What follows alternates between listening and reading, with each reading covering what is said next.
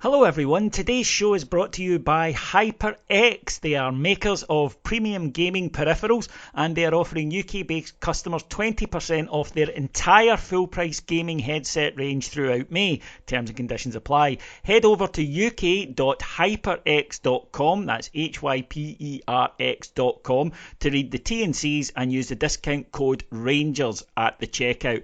I've got one of their headsets and it is absolutely superb. It is fantastic, next generation stuff. So if you are a gamer, and certainly with what we've been going through in the world over the last 18 months, I think all of us are picking up the consoles a wee bit more often than we did in the past, then head over there to uk.hyperx.com and use the discount code RANGERS for 20% off.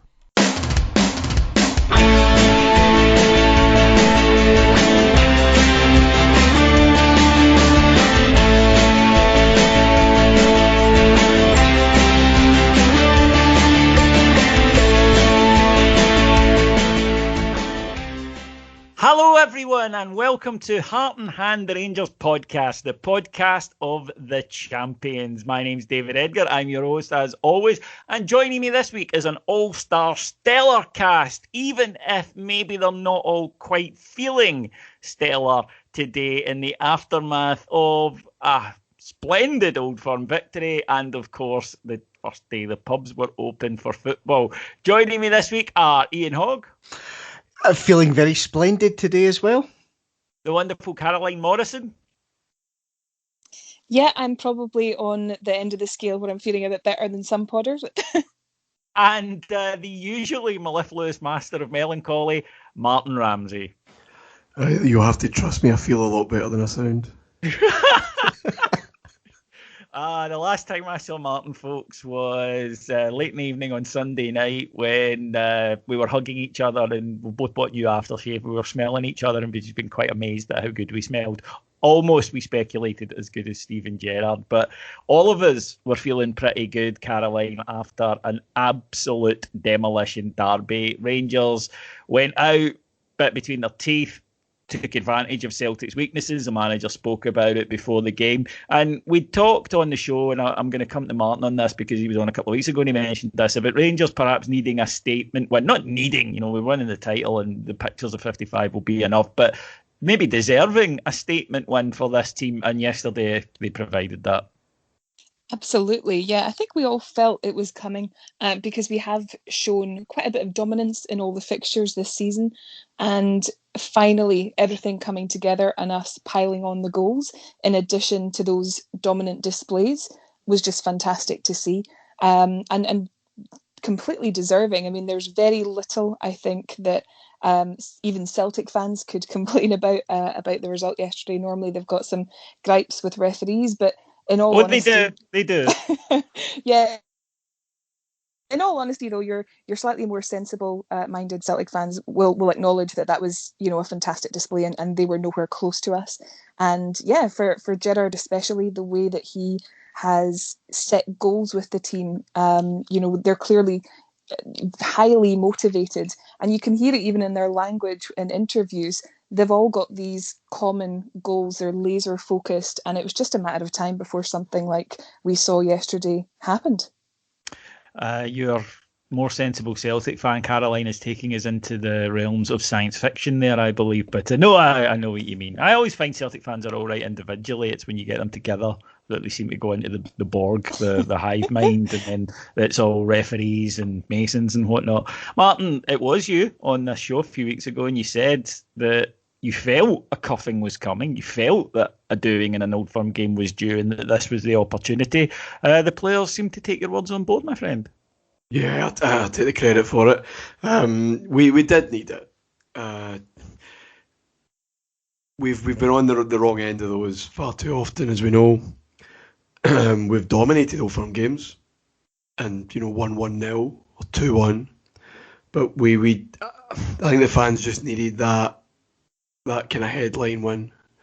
And it's funny the difference that the fourth goal makes to the whole afternoon.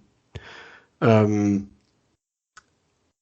yeah, they just believed, and Celtic also believed that it was inevitable the Rangers were just going to cruise to it. The body language was just terrible, and we terrified them. I mean, have you ever seen anyone score an Old Firm equaliser and looked like they just been knocking about at the pits in Paisley? Did not give a fuck, and it was that. There's Murty, really. They're Murtys there, bless them. And Kent kind of personified, I think, the whole attitude. Just give us it, and we can really do a ton. Ian, as Sean Dyche was saying there, Ryan Kent was absolutely outstanding yesterday. Just a genuinely tremendous performance. And the manager spoke about afterwards they wanted him to do what he does to Scott Brown, which I thought was a fantastic line. Slight change of shape. And usually Rangers play with the two number 10s behind the striker. Yesterday they pushed Kemar Roofe up front with Alfredo Morelos, with Ryan Kent in behind, and causing Celtic problems all day. Now, Ryan Kent revels in these games. We've said this. We know this. This is nothing new. This is, not anything that I don't think any Rangers fan was aware of. But yesterday, he personified to me this desire of, I am going to rub your face in this, not by tying scarves to posts or anything like that, but by, I'm much better than you and I'm going to show that. No, by doing it the right way. Yesterday, I was a little bit apprehensive about yesterday, David. I wasn't in the mindset of we just have to turn up and we're going to give them a cuffing. There's someone that's lived through our 9 in a row, and watched us be on the bevy probably for about 4 to 6 weeks and then lose or draw to Celtic. So I wasn't quite sure what we were going to get. But maybe after the first 10 minutes or so, we settled into the game and we just dominated. We dominated for a full 80 minutes and Kent was sensational. They are utterly terrified of Ryan Kent. And I mean the players and their fans. Anytime he gets the ball, there's 2 or 3 of them round him. If they forget, if you like, or if he happens to pop up in a space and it's a one-on-one, you can see them shitting themselves. And trying to race over, and all it's doing is just pulling the defenders and the midfielders about and leaving us space to run into. And I think that's what Roofe did very, very well yesterday. Morelos maybe holding up, Roofe running in behind. I thought that the tactics worked perfectly, but when you've got the still images like Kent roaring at Scott Brown because we've scored, like one of their defenders literally pulling the shirt off of Kent's back, and then trying to trip him up when he's miles away. He was utterly superb. But I would say middle to front, and that includes the 2 full backs. I thought we were really, really superb yesterday.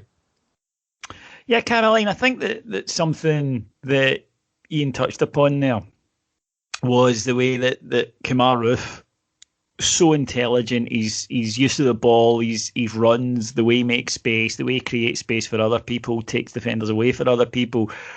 That's the Kemar Roofe that we saw earlier in the season, that we saw in that crucial period, really, where he was on fire for a few months. And then we haven't seen him, culminating in a really, really disappointing performance against St Johnstone in the Cup. But that's how you answer the critics. And both his goals were superb, I mean, in different ways. I just thought the interplay with Borna, there was an inevitability to the goal as well. As soon as he started that run and Borna looked up, he thought there's a goal coming here. But that first goal, that is a level of intelligence in a footballer that you don't often see in the Scottish game. Absolutely. I mean, and I'm probably not the only one here. I've seen a few people mention similar. I wouldn't have been upset if Roofe hadn't have started the game yesterday. I was probably, unsure about whether that was the right way to go. And thank God it's not me calling the shots, because he was outstanding yesterday. And for many people, he was their man of the match. And you can't argue really with that too much. It's the different ways that he poses a threat, which is so impressive and something that we've probably missed. Like you say, the way he's able to control with his chest for the first goal and get into that space, first and foremost, create that little bit of space is phenomenal. But more impressive for me was, the second goal, the way that, he's crucial to the early kind of play in that build-up. A fantastic Borna cross, and he acknowledged how great it is to have someone like Borna feeding balls like that through to you. But his run was quite late. You know, it was really clever of him to hold back and time that perfectly, so that, you know, he was pretty much wide open when Borna's fantastic cross eventually met his head. It was just beautiful to watch, and yeah, him. All the front three, I think, has been mentioned, were fantastic yesterday, but Roofe in particular, especially for the fact that there was probably some question marks of whether or not he would start, and maybe if Wright perhaps would have been a better option. Yeah, he completely silenced that, and it just shows that, I guess, increase in overall squad quality. I think from Scott, last year, Roofe's a fantastic example. Yeah, I think Scott Wright has benefited from, maybe the expectation level wasn't that high, and he's came in, he's looked very good in his appearances, and also the kind of thrill of the new, and people have been getting, very excited by that. And we do always like new players at the club, but when people have been asking me for what do you think the team will be for the last few weeks, and I've always said Roofe or Hagi up front, and they've said, well, what about Scott Wright? And I'm like, well, you asked me what I think the team will be, not what team I'd pick. And it's clear that the manager still has Hagi and Roofe ahead of him, which is fine. Scott Wright's ahead of his progress really at Rangers. He's ahead of, I'm sure, where they expected him to be at this point. So it's not necessarily a bad thing. But yeah, when Roofe plays like that, you absolutely understand that's what brought him to the party and why he's such a good player. But it really did feel like a massive performance for him, because we do judge strikers and Old Firm goals, and to pop up with a couple was utterly fantastic. Martyn, Jack Simpson really forced into Rangers forced into playing him, as the manager said at his press conference on Friday, short of playing himself. It was going to be Jack Simpson in there. Some ropey moments, and I think that there were a couple of times, one in particular in the second half with Edouard, where he didn't cover himself in glory. But overall, you can see that there's a footballer in there. And use on the ball is intelligent. To me, he looks a wee bit like a guy that sort of Danny Wilson, in that there's occasionally you think there's a concentration thing that he needs to sort out, but you can kind of see at least why they signed him. Yeah, I don't think that's the worst comparison, to be honest. Although still far too early to come to anything conclusive on it. I thought he was doing okay until the booking, which I thought was harsh. Yeah, booking was ridiculous. I mean, he literally goes up for the challenge. Yeah, I had to ask people if I'd missed something. But. And yeah, he's one or two moments obviously came after that. So I think we talked last week about him, that this would be a very interesting test. And yeah, I think he can be quietly pleased about his afternoon's work. Again, was that a Celtic team in top gear and really pushing and put us under concerted pressure? No, it wasn't. But yeah, I see what you're meaning. I think he overall came through it all right. But there were a couple of moments. Talking about the centre halves in general, there's another goal from a corner. Obviously, this concentration question. 2 minutes after we scored. Hellander's one of those players that we really, really don't know until he's... Well, that's unfair. We do know, I think we do appreciate, but that appreciation is tenfold when he's not there. And it's taken us a long time, I think, collectively to get to it. And I think now, you're right, people do know when he's not there. I would say that, don't get me wrong, Simpson is certainly, as far as I'm concerned, if Katic was fit and everyone's fit, he's certainly fifth in the queue from what I've seen. Don't get me wrong. Again, that's probably fair.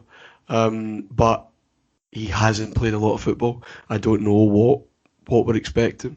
We had this conversation last week about quite a few of our fringe players, because we don't rotate a lot. We've used a kind of core of 14, 15 maybe.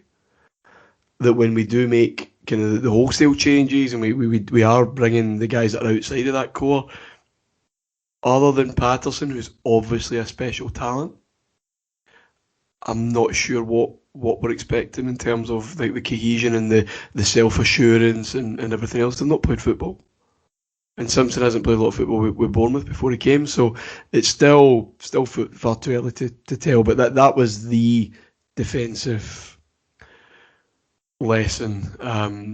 And listen, all of them have stood up this season. The record's exceptional. Balogun's been a very astute signing, but Hilander's the boy by a mile.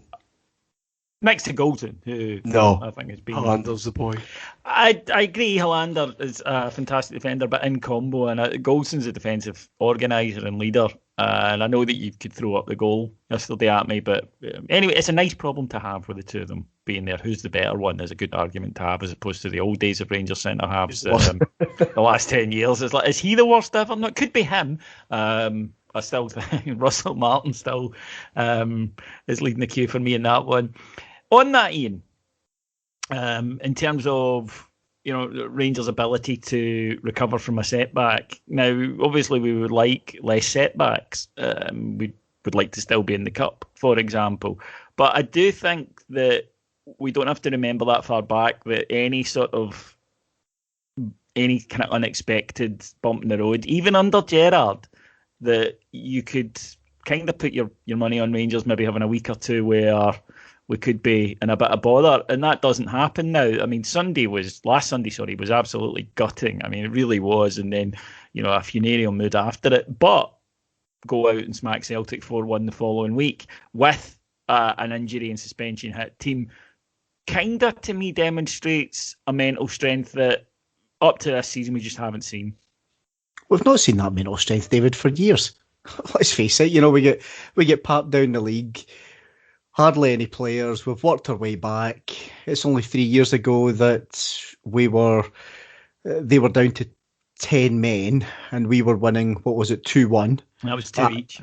2 each, sorry. And they make a change, a good change, and they go on and win the game. And then we collapse for the rest of the season. We go out the Scottish Cup, we get hammered, and Celtic take pity on us at Parkhead. Here we are 3 years on. You're right, those first 2 seasons under Gerrard, we had bumps in the road that took us 2 or 3 weeks to get over. Not now. That's a mental strength that's a Walter Smith mental strength, I think, that you would see Walter's teams sometimes go out a cup and they'd relish the next game. And that's what I think that's what we've seen the last week. We've gone out the cup with a whimper. It was borderline farcical. But we went out. And we had to come out, and I think we deserved a bit of a show yesterday. Like I said earlier, a wee bit reserved around, are we going to get it? It is the end of season, really.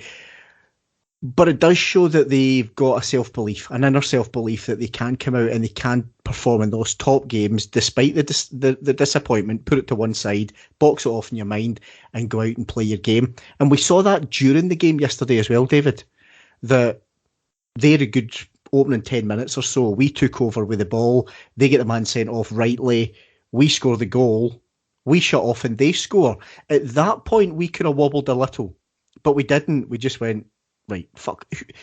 Who said it was okay for them to score? Right, back up the park and get back on it. Give Kent the ball, give Aribo the ball.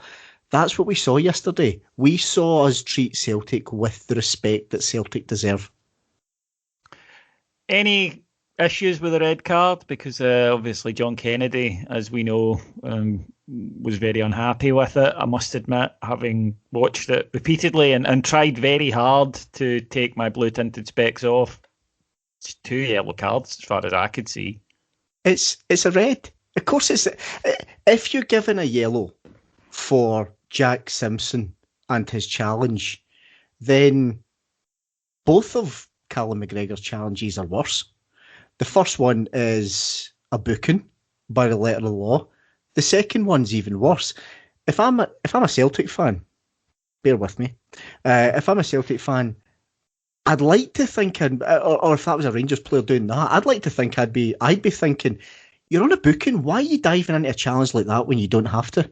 But isn't that a fundamental difference between Rangers and Celtic supporters? That you're absolutely correct that their first instinct would be to say it must be the refs, it's the Illuminati, Of course it is. it's Colonel Sanders. Whereas with us, we would say, okay, maybe slight disagreement on the first booking, which incident I still can't see because, he's away from him and he just brings the leg through deliberately, smacks into him, it's a booking. But we would be on at our player for going, you're on a yellow, why are you diving in like that? Yeah, every single day of the week. It's the bravest man in sport doing his job interview via the media. That's all it is.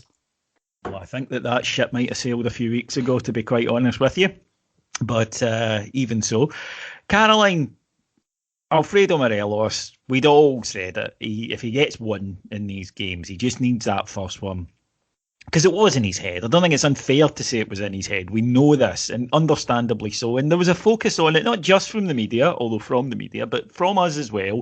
He hadn't scored in an Old Firm game. He hadn't scored in an Old Firm game.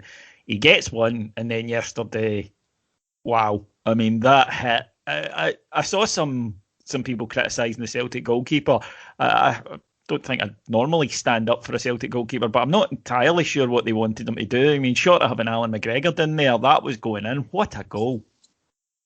Yeah, it was fantastic. And you're right, it probably wasn't just playing on Alfredo's mind. We were seeing him put in phenomenal performances against teams in Europe of a much higher quality than Celtic and see him score fantastic goals. So it just felt like that one tiny piece of the puzzle that wasn't quite fitting until he got that first goal. And like you say, since then, not only has he added to it, but he's added to it with probably the most spectacular goal you could hope for, getting the nutmeg on Brown in his final swan song Old Firm game, and then going on to hit it on his weaker foot with such pace and precision. Like you say, I actually didn't think really there was an awful lot their keeper could have done. It was just a fantastic goal, and seeing even Ayer's reaction, he kind of shields himself because it was an absolute bullet of a goal, and I'm so chuffed for Alfredo because he's taken an absolute slagging, as some of our other players over the years, from fans of other teams in Scotland, but his quality yesterday, particularly for that goal, but also in the way that he supported and created space and was just a menace in the same way that Kent and Roofe were, is definitely one that he'll savour. And his celebration, I mean, is there anything cuter than what he did to celebrate? Just beautiful. I think it's fair to say he enjoyed it, yes. I think it's very, very fair to say that he enjoyed that goal a great deal. And speaking of people who enjoyed their goal, Martin, Jermaine Defoe came on for the last 5 minutes or so.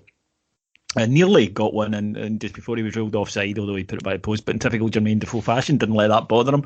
And then I loved this goal because, as was beautifully put by a guy on Twitter yesterday, there's Celtic's, big hope for the future in their defence, Stephen Mark McNally Welsh. He is being outran and then sent for a hot dog by a guy old enough to get both COVID jabs. Yeah. It was just really, really nice.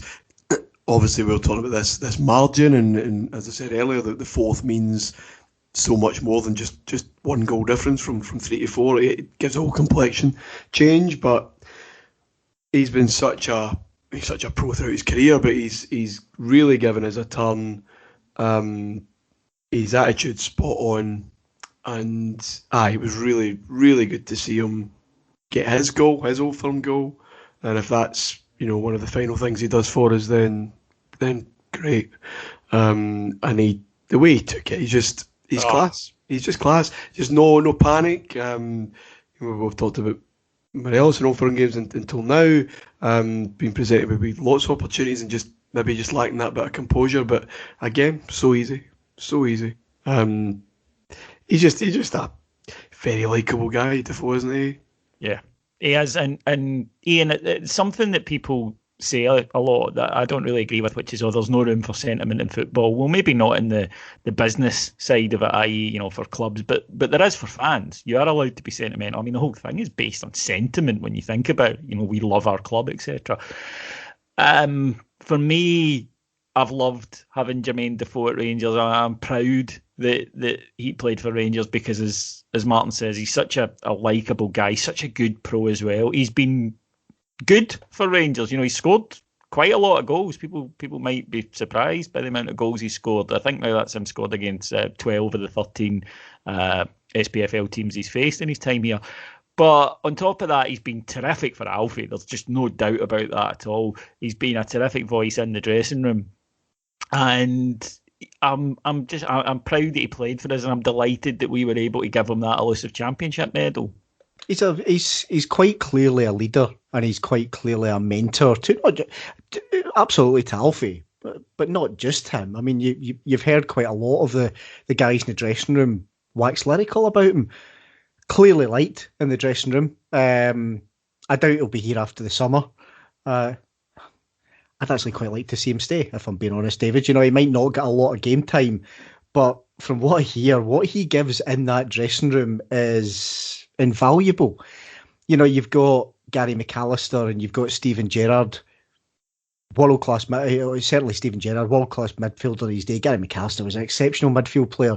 You've got a guy who's been there, seen it, done it, with loads of teams, including England, up front. You know, and all of these guys are just passing on everything that they know to our squad. I genuinely fail to see what's bad about that. And then, of course, to top it off, he comes off the bench. He gets, a handful of minutes. He gets one chance, fluffs it. Second chance. I mean, Jesus Christ. Poor Mark McNally, Mark II. It was beautiful. I mean, he thought he was on a damn roundabout at that point and, left on his arse. Sticks it in the corner. It's actually a very hard finish because the ball's stuck in his feet. But he still just guides it nice and calm into the far corner. His celebration, he was clearly so delighted. So were his teammates. And for me, that says everything about the guy and how he's held in regard. Pick other players. I thought Stephen Davis again yesterday, fantastic. There was one moment, Caroline, in the first half where he sees, I think, Connor Golson in a bit of trouble and just breaks his neck to get there, goal-saving tackle. And, of course, 0-0, Alan McGregor, a save he's no right to make, touching I think it was a strike from El Yunusi onto the bar. These two old-timers, if you didn't know their age, I don't think that you would think that they were veterans. Their performances this season, and not only their performances, but their consistency throughout the whole year has been first class. Absolutely, yeah. To touch on your first point, Davis, in that exact moment where he was covering for Golden, he absolutely busted a gut to get back and make that tackle. And it's just that drive and determination that doesn't seem to wane with Davis despite his age. And he talks about in interviews the desire as well of wanting to finish the season strong. It just seems that there's that laser focus again that I mentioned earlier. So yeah, I can't help but admire the fact that at his age and at his stage in his career, he can still bring that. And like you say with McGregor, it's almost boring talking about it, but it's not, because it's so remarkable. The fact that he's able to, in almost every game, make a save, which on any given week is world beating. And that touch that he got to the El Yunusi shot, at first glance, I thought, I'm not sure he got anything on that. But when you watch the replay from the kind of side angle and you see just that touch enough to get it onto the bar, it's quite phenomenal. And it's one of the many clear marked differences between us and Celtic this year. We've got someone really dependable who can give you something week on week that's the difference maker in a game. So yeah, for both of them, I'm absolutely delighted. And like you say, despite their age, despite whatever else, they're two players that will be contenders for kind of player of the season, and will absolutely be able to savour picking up that trophy. Martin, something that we've talked about in the past, and it's something that you've mentioned before in the past, which is end of season Old Firm games when the league has been decided. And unfortunately for us, over the last few years, going back a decade really, that it's been them who have been miles out in front. And we used to see it a lot in the 90s under Walter, when and as Hoggy said, when our players had already phoned dial-a-boos and were on it, that they would get the victory, and then you would hear, well, we're not that far away. And it reminded me of us a couple of years ago when we beat Celtic 2-0 in that last, and it was great. We still, it was only our second victory against them since coming back up, and but it does allow you to maybe delude yourself a little bit and say, well, we're not that far off, when you're not really taking into consideration the whole thing. Rangers didn't even give Celtic that possibility yesterday, because there was no chance of anyone deluding themselves about how big this gap is. Rangers went out there and said, not only will we demonstrate it, biggest Old Firm victory, our biggest Old Firm victory in 20 years, but it's actually the biggest Old Firm victory since those hammerings that Ian referred to before Steven Gerrard took over. It was so comprehensive. No, you're absolutely right. We've been very guilty of it recently. In the last few years of seeing 190 minutes and thinking, there's some highlights there. That what kind of positives can you take out? And Celtic used to be dreadful for it. Remember they beat us at Hampden 3-0. The second or third last game of the season. And it just gives this summer of a buzz being about the place and all that bollocks. Beware the glow of the dead rubber. It was, I go back again, it was a statement result just in terms of the numbers. I mean, we all wanted 5, let's be honest, but we'll take that. But it was a statement performance for that very reason.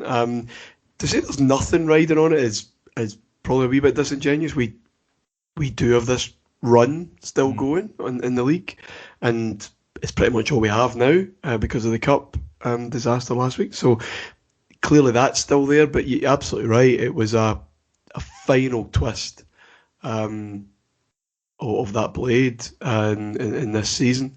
There's another side to that coin though, Davey, and I'm sure we won't be affected by it. I hope that we won't.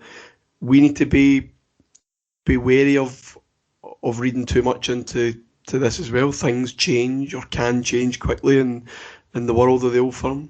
That last big Old Firm victory, it must be the Advocat one, surely, the 4-0. It was. And we're getting into a summer 20 odd points ahead. We need to reset again come August and not read too much into the absolute gulf that there is at the moment, because things can change and we need to keep the foot down. But yeah, yesterday was just about them and us just giving us something to properly enjoy, and them as a squad just making that statement. Yeah.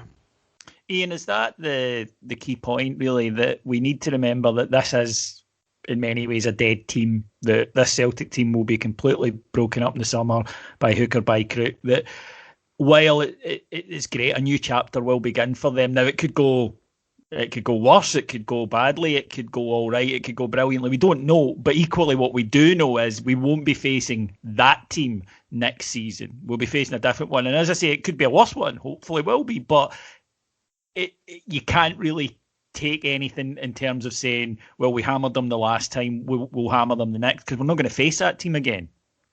Yeah, they're a mess. They're a joke. And I'm genuinely not underplaying that in my head, David. I think they've become Martin, you used the word there, parody. I think that is the word. You've only got to look yesterday. Well, to be fair, he used the word parity. Well, true. But it's close. We'll just gloss over that. Take the likes of Christopher Ayer. He of cheering his own tackles fame.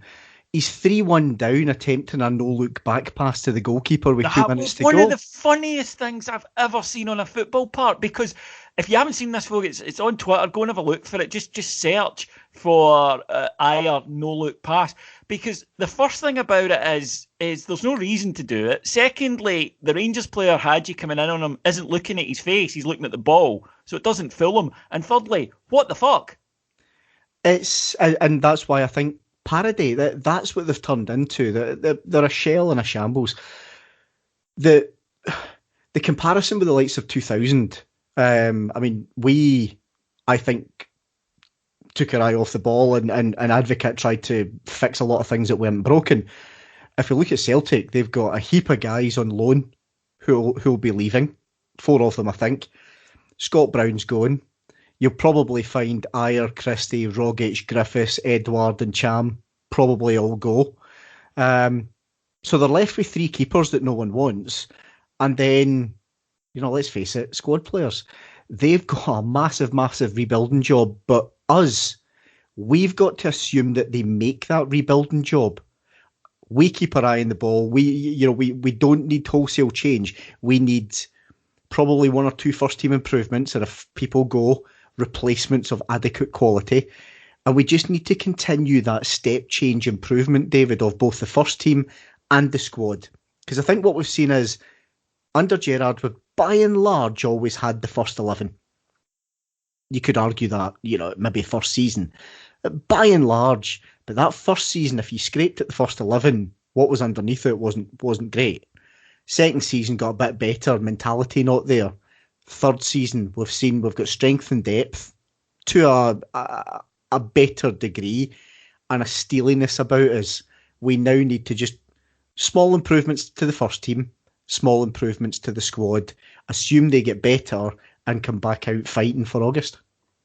Caroline, Ian makes a good point there, which is about future success and almost dynastic success, if you like, as much as you can do. I don't think that 9 years in a row, as Celtic have done, as we did in the past, that comes up very often. But 2s and 3s are what you should certainly be looking to achieve minimum. Win one, go on and retain it in Scotland. There is a pattern of that going on, unlike certain other leagues, like the EPL springs to mind. It's quite a difficult one to retain. But we are in a strong position. We will lose players in the summer, players that in an ideal world we would like to keep. But equally, we are in a position now. We've got a tilt at the Champions League. We've got that confidence of crossing the line. Well, not the finished article. The Cups have reminded us of that. But equally, there should now surely be this laser-like focus on, now we've got the first one, the most difficult to win. And in particular, 55 was always going to be the most difficult one to win of many because of the circumstances before it. But now we've got it. It's a case of saying, right, okay, let's build on this. We've given ourselves such a solid foundation. Yeah, you're right. I mean, this was probably the highest pressure title race, we could have faced, and we handled it brilliantly. We've seen very recent examples from across the city of how complacency and overconfidence can creep in, and you can very quickly decline on that. So that, with the fact that within our own squad and the fact that the cup performances just have not been up to scratch, gives us our own motivation for improvement and making sure that we really keep striving. And I think Gerrard and his entire team really do set fantastic standards that way, and they're constantly looking for the next best thing. Even with Gerrard saying, despite us winning the league, they've had constant mini goals, if that's what you want to call them, since that. And even now, the kind of the ability to get over 100 points and be unbeaten across the season, that's a huge motivator. But like you say, it very much depends how things go in the summer. I've kind of resigned myself to the fact we'll of course lose probably a couple of star players. I'm fully confident though that Gerrard and Wilson have clear succession planning. If not within the squad, then they've got identified targets that they know that could come in and not just do a job, but be real quality replacements, because we want to, like we've done in the Europa League, we want to give ourselves a really good showing in the Champions League, hopefully this year if we qualify. And that's got to be all the motivation you need for not only the existing crop of players that do stay beyond the summer, but anyone else that you're bringing in. I think that's key, that phrase, do a job. That's a self-limiting thing. Now, you obviously won't have a player, nobody has the budget for it, to have Ryan Kent and a Ryan Kent sitting waiting to come in. That's just, that's Manchester City stuff. It's not any other club, really. So you need to understand there will be a drop-off. But you've got to have players who can play. And I think we've been guilty of that, certainly over the last decade, of having guys that you go, I can do a job up until we actually do need to use them. And then you're like, really? haste you back to the first teamer. So the guys that are coming in, as you've mentioned there, Caroline, they've got to be able to guys that you say, okay, we accept that there will be a bit of a drop-off, but it shouldn't be a chasm, I suppose is what I'm saying. No, definitely not. And we know that we've had, in particular in the last few years, a couple of gems where we've really got players probably a little bit beyond their means through, finding Alfie from a kind of, a league that's maybe a bit underutilized. Getting Kent for, not a small amount of money, but the fact that he's come from such a strong development system in Liverpool, and we've been able to get a player of that calibre and quality, and also a Rebo through kind of the small fee that we had to pay. It's getting quality like that and finding gems where we can and building upon that spine of the team. And Gerard talks a lot about his leaders. So long as we have in those key roles strong leaders on the pitch, then you can afford to have players that maybe aren't quite the finished article, but very close to it, and have a squad that can do fantastic things like we've seen Rangers do this season. Martin, we mentioned earlier, last seen going for a wander in the vicinity of Alfredo Morelos' goal. Scott Brown, a lot of focus on him from the media.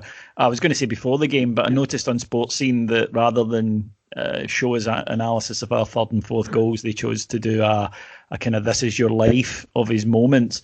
And to me, if you wanted his career, if you were to plot it in his time at Celtic, it would resemble a sort of upside down U, because when he first arrived at Celtic and we had midfielders of the likes of Kevin Thompson, Pedro Mendes, etc., Barry Ferguson, he didn't achieve very much. Then, of course, what happened to Rangers happened, and he got to boss it for a few years against the St Johnstones and Motherwells and Aberdeens of this world.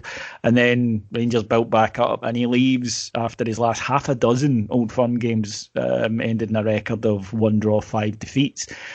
I think that this is probably one of the biggest Scottish football myths of all time. I think that there's been almost a collective decision that was made at the time that Celtic were going to promote him as something special, that the media, who he's always had good relations with, were going to promote him as something special. But I'm delighted that, as far as I'm concerned, he's gone out the way he came in, which is, yes, he was able to bitch slap Josh Windass and Jason Holt about, but he's the flattest of flat track bullies, and as soon as a challenge came, I think he reverted to what he was, which was always a very average midfielder who got by on the fact that he wears t-shirts when it's cold. Yeah, myth's the word. Flat track bully is the phrase, really. It's just a natural consequence of the kind of asterisk years, I guess, in terms of assessing how good that Celtic team was. If you wanted to give them some credit, if we absolutely had to, yeah, he did look done in that 2016 Scottish Cup semi-final, and Rodgers did get more out of him. But when you're a key part of a team that has zero challenge for so long, then the only way not to get out being called or being considered is something of a myth by any normal standard of media reporting would be to do it in Europe, which I don't think he ever really pulled up any trees. As you said, it's going to St Petersburg and wearing a t-shirt, and then getting chucked about like a wet trackie by good teams. That it's not just for Brown, it is that team. They can't just be judged by any rational measurement on the numbers they racked up in Scotland, because they were basically playing football themselves at their grand's bit. I mean, there was nothing going on. So unless you're backing that up, as I said, by consistent shows in Europe, and B, if we're being honest, getting a proper offer and taking that offer to go down south and take that step up, then no, it's a huge inflation, I think. And it was, I mean, like, we hate rival players. That's the nature of this business. And someone talked about having the last laugh. There is no last laugh in football. It doesn't exist. Keeps moving on, keeps moving. We'll be, back under it at some point.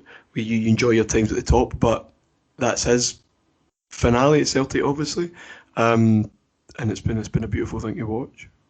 Ian, I'm certainly going to enjoy when he comes to Ibrox with Aberdeen and gets 4 or 5 put by him. First day of the season, please. First day of the season. Flag Day.